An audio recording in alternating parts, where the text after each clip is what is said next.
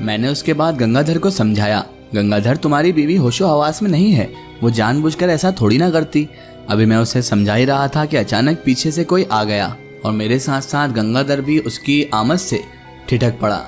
देवताओं जैसी शक्ल बनाए हुए, बड़ी बड़ी मूछें उसके चेहरे पर सजी हुई थी। मैंने उस आदमी को देखा जिसने निचले बदन पर एक जरंगार लिबास पहन रखा था। उसका जिस्म पीछे से उसके लंबे लंबे बालों ने भी ढक रखा था। आंखों में उसके चमक थी और 4-5 और शख्स और लोग उसके साथ उसके पीछे पीछे चले आ रहे थे। उसके बाद वो करीब आता गया, इतना करीब आ गया कि हम उसके बाद अगर छुपना चाहते तो छुप भी नहीं सकते थे। मैं उसे देखकर बौखला गया क्योंकि वो हमारी जानिब आ खड़ा हुआ था।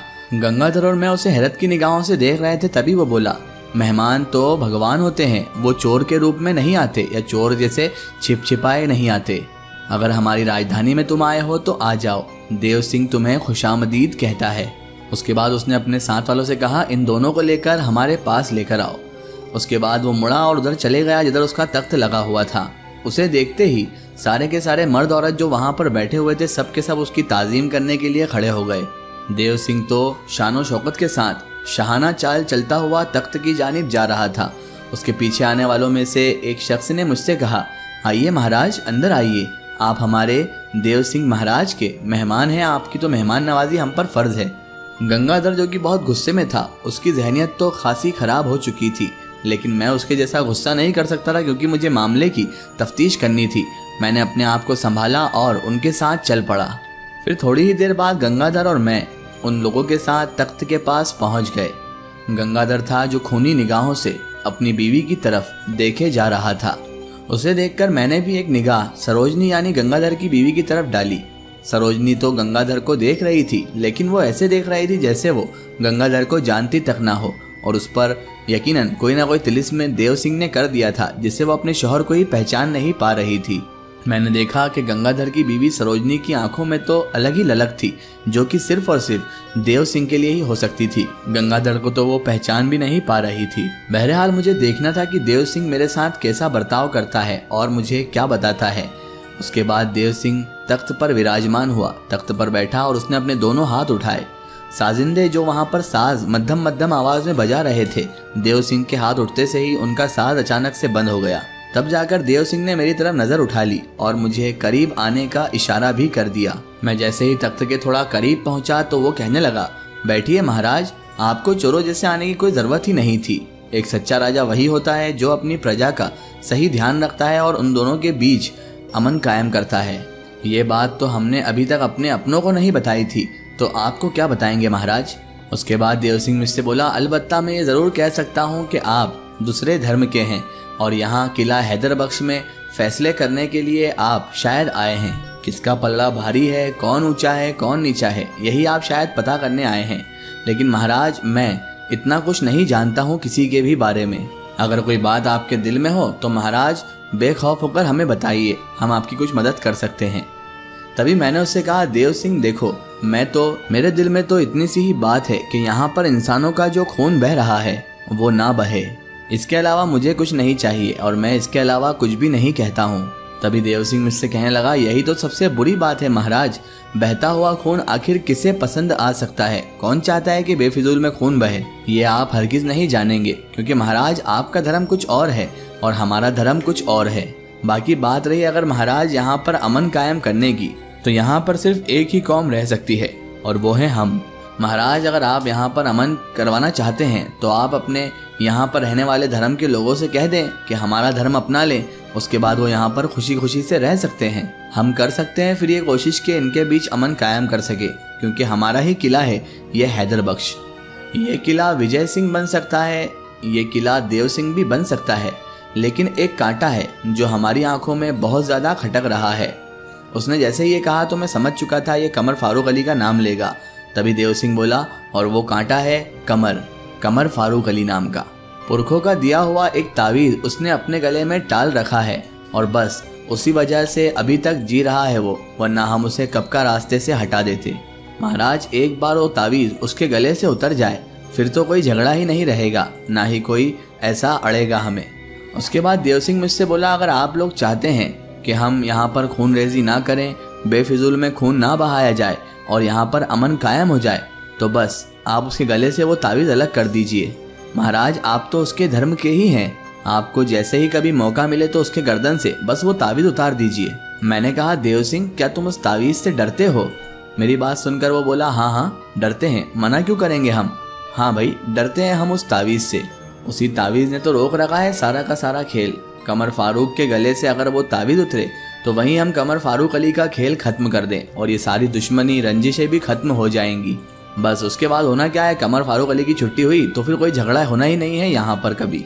तभी मैंने देव सिंह से कहा, देव सिंह, ऐसा क्या है उस तावीज़ में, और क्या तुम्हारी सारी ताकतें उस तावीज़ के आगे बेकार हो चुकी हैं कि तुम खुद जाकर वो तावीज़ नहीं उतार पा रहे हो या फिर किसी से उतरवा नहीं पा रहे हो? देव सिंह कहने लगा, देखिए महाराज, सारी बातें हम साफ साफ बता देते हैं तुम्हें, क्योंकि तुम हमें एक अच्छे इंसान लगे हो। उसे कोई दूसरे धर्म का शख्स छू ही नहीं सकता है। उस तावीज़ में कुछ ऐसा है कि दूसरे धर्म का कोई इंसान उसे छू नहीं सकता। तुम मुसलमान हो और तुम उसे आसानी से हाथ भी लगा सकते हो और उतार भी सकते हो, और तुम मुसलमान हो तो तुम ये तावीज़ उतार सकते हो। तुम्हें हम बता रहे हैं वो तावीज़ उसके गले से उतारना, और जो जगह हम बताएं उस जगह पर जाकर उस तावीज़ को डाल देना। बाकी सब फिर हम संभाल लेंगे, फिर सब ठीक कर देंगे हम, क्या समझे तुम? मैंने कहा, नहीं देव सिंह, कोई और बात करो, ये बात मुझसे मत करो। मेरी आवाज़ और ये जवाब सुनते ही उसने मुझे निगाहें उठाकर देखा और ऐसा लगने लगा कि कोई तेज़ रोशनी उसकी दोनों आंखों से निकलकर मुझ पर पड़ रही हो, और वो रोशनी ऐसी कि किसी को भी बेखुद कर दे। मैं अचानक से पीछे हट गया और मेरी आंखों के सामने अब धुंधलाहट छा गई थी। मैंने सर झटक कर उस धुंधलाहट को ख़त्म करने की कोशिश की, और उसके बाद जैसे ही मैंने आंखें बंद करके खोली तो मंजर मेरे सामने कुछ और ही था। मंजर पूरी तरीके से बदला हुआ था। मैं तो वहाँ पर मौजूद ही नहीं था जहाँ पर मैंने अभी आंखें बंद करी थी, बल्कि ये तो एक अजीब सी जगह थी, एक वीरान सी जगह। एक काला जौहर ही नजर आ रहा था बस आंखों के सामने। उस जौहर से बदबू भी उठ रही थी, और वो भी इतनी गंदी और इतनी शदीद बदबू कि उल्टी को जी करने लग गया था। ऐसा लग रहा था कि अभी मुझे उल्टी हो जाएगी। मैंने हैरान निगाहों से जब चारों ओर देखा तो मुझे कोई दिखाई नहीं दिया, लेकिन देव सिंह मेरे करीब ही खड़ा था और मुझसे कहने लगा, मैं यहीं हूँ महाराज, कहीं नहीं गया हूँ मैं तो तुम्हें ये जगह दिखाने आया हूँ कि जिस जगह तुम्हें कमर फारूक अली के गले से तावीज़ निकाल कर डालना है। तावीज़ को अगर तुम गले से निकाल लो तो फिर सीधे तुम इधर ही चले आना। रास्ता बताने वाले तो तुम्हें बहुत सारे रास्ते में मिल ही जाएंगे, और तावीज़ इस जौहर में लाकर तुम डाल देना। और उसके बाद ये देख रहे हो जो तुमने थोड़ी देर पहले देखा था, इसमें से तुम्हारा भी हिस्सा होगा। इस सभा के रोटन बन जाओगे तुम। और ये तुमने देख ही लिया है कि कितनी सारी दासियां यहाँ पर मौजूद है हमारे पास। ये सारी दासियां भी तुम्हारी ही हो जाएंगी महाराज। मनोरंजन ही मनोरंजन होगा यहाँ पर महाराज, क्या समझे? मेरे होठों पर उसकी बात सुनकर एक मुस्कुराहट फैल गई। उसने मेरी मुस्कुराहट देखी तो मुझसे बोलने लगा, लगता है तुम्हारे बात समझ में आ गई है। मैंने कहा, हाँ देव सिंह महाराज, बात समझ में तो आ गई है, और पूरी के पूरी बात ही मेरे समझ में आ चुकी है। उसके बाद वो देव सिंह महाराज कहने लगा, ठीक है, समझ में आ गई है तो जाओ, फिर आराम करो। एक बार और उसकी आंखों से तेज रोशनी, उसी तरह की रोशनी निकली और मेरे माथे से टकराई, और फिर से वही धुंधलाहट मेरे आंखों के सामने छा गई। लेकिन इस बार मैंने जब आंख खोली तो मेरे सामने जो मंजर था वो मुझे हैरान कर देने वाला था, और मैं सोच भी नहीं सकता था कि ऐसा भी कुछ हो सकता है यहाँ। गुजरे हुए लम्हात का एक एक लम्हा मुझे याद था, लेकिन इस वक्त मैं देव सिंह के तख्त के पास, गंगाधर के पास नहीं खड़ा हुआ था, बल्कि मैं तो ऑटोमेटिकली अपने आप ही विजय सिंह की हवेली में, अपनी आरामगाह में अपने आप ही पहुँच चुका था। और मैं तो इसके अलावा अपने बिस्तर पर लेटा हुआ ही मौजूद था। सारा का सारा वाकया अब मुझे एक ख्वाब की तरह लगने लगा था। मुझे लग रहा था कि मैंने कोई ख्वाब देखा है, लेकिन ये सब कोई ख्वाब नहीं था, बल्कि ये तो पूरा का पूरा मुकम्मल एहसास था। इस बात का एहसास था, और मुझे अच्छे से मालूम था कि ये कोई आलम ख्वाब में नहीं हुआ है, बल्कि ये तो होशो हवास में हुआ है। अब मुझे ये तो नहीं मालूम कि गंगाधर पर क्या गुजरी और उसके साथ आखिर क्या हुआ। ये तो मुझे उसी से पूछना पड़ेगा। अलबत्ता उसके बाद मुझे उस तावीज़ का भी ख्याल आया जो कमर फारूक अली के गले में था, और जिसके बारे में देव सिंह ने मुझे इतनी सारी तफसीलें बताई और उस तावीज़ का क्या करना है ये भी बताया था। पहले वाकई मैंने कभी इस तावीज़ पर कोई तवज्जो नहीं दी थी, क्योंकि मैं एक बार उससे मिला था। लेकिन अब मुझे याद आ गया था कि जब मैं कमर फारूक अली साहब से मिलने गया था तो एक तावीज़ उनके गले में मौजूद था, बल्कि उनके खूबसूरत लिबास और खूबसूरत शख्सियत के बावजूद वो तावीज़ उनके गर्दन में नुमाया देखकर मुझे हैरत का एक झटका तो ज़रूर लगा था। बहुत से लोग तावीज़ पहनते हैं, लेकिन ऐसा तावीज़ मैंने भी नहीं देखा था। अब मैं सोचने लगा कि तावीज़ हासिल करने का आखिर क्या ज़रिया हो सकता है।